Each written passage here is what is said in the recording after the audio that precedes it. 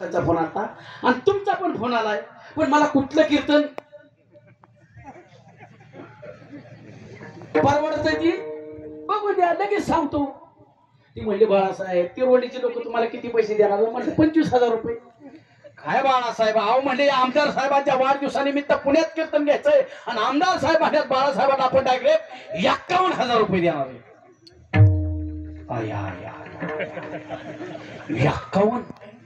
51चा आकडा ऐकल्यावर तर माझी फॅट्यात नक्की सवर आली, टाईट झाली. 51,000 तानच लागली मला, घशाला कोरड पडली बा. आता मला प्रामाणिकपणे सांगा, बायकांनी फक्त पुरुषांना विचारलंच नाही, तुमचा आवाज कळला मला, माझ्या आबरू काढून घ्यायचं नाही. महिलांनी माझ्या समाधानासाठी खोटं बोलू नका अजिबात.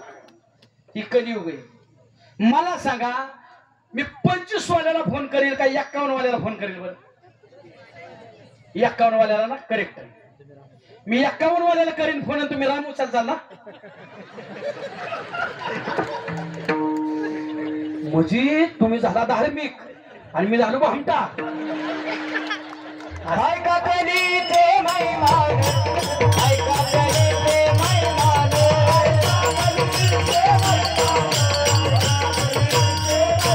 हे असत्याची दिदरे जन, असत्याची दिदरे जन,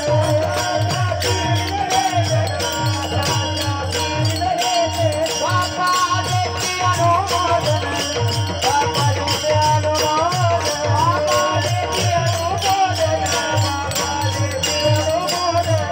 करती हे रमगंगा तेरा, करती हे रमगंगाई. ऐका कधी ते मैदान, ऐका कधी ते मैदान, ऐका कधी ते मैदान, कधी ते मैदान, ऐका कधी ते मैदान, ऐका कधी ते मैदान, ऐका कधी ते मैदान.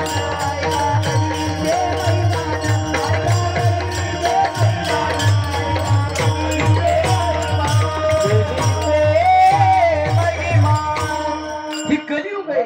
कलियुगामध्ये ह्याच गोष्टीला जास्त खप आहे. मला सांगा, आजपर्यंत कुठल्या सासूने सोन्याची तक्रार केला ना शेजारणीकडे?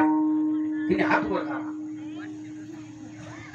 आम्ही घरी गेलो ना, बायका पाया पडायचा, महाराज आम्ही म्हणतो, काय झालं, व्यवस्थित चाललंय का सगळं?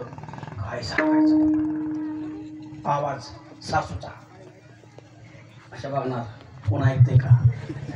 महाराज काय काय करा, काय झालं? वाटोळ झालं पोराचं, सगळं पोराचं वाटोळ झालं. काय झालं? सोनाय चांगले असत्यात का तक्रारी? असत्यात का? बरं आता नाही मिळाली, सोडून द्यायची वस्तू आहे का? सोडून देऊ शकतो का? तिथं आता तुम्हाला दोघीला एका घरात राहायचंय ना, मग समजून घेतलं पाहिजे ना, तर संसार होणार आहे ना. पण तक्रारीचा पाळा आणि पुरी सुद्धा आताच्या अशा निघाल्या, सुना हे सुना